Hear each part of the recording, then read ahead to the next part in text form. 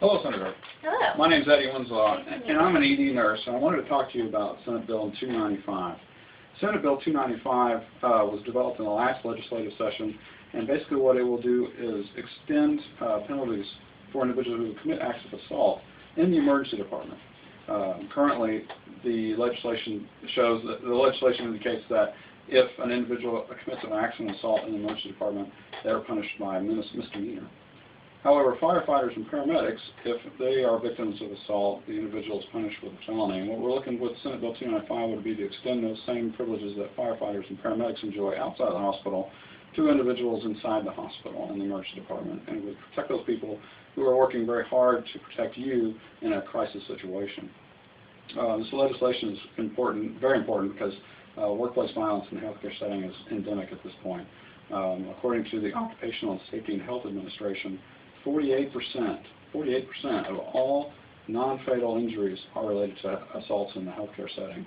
In addition to that, the Bureau of Labor Statistics actually indicated in 2008 and 2009, of all categories of workplace injuries, the only one that showed an increase over those years was related to violence in the healthcare setting.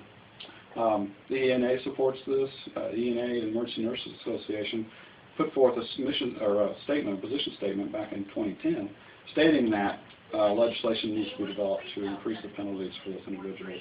If Texas was to adopt this kind of legislation, it wouldn't be alone. There are actually 18 other states that currently have legislation like this on the books and enacted law.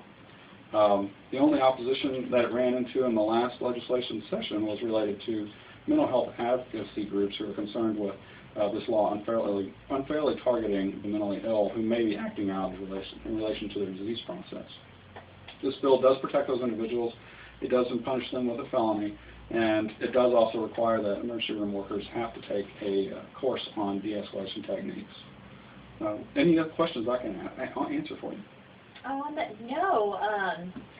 Other than, is this going to put any big economic impact on? No, it really shouldn't. If anything, you may see an actual increase in the number of reporting, but they're already going through the system and being arrested for misdemeanor assault, and this would just increase their penalty. So there shouldn't be any major financial impact to the state. So, great. I hope I can count on you this year for your vote in the criminal jurisprudence subcommittee.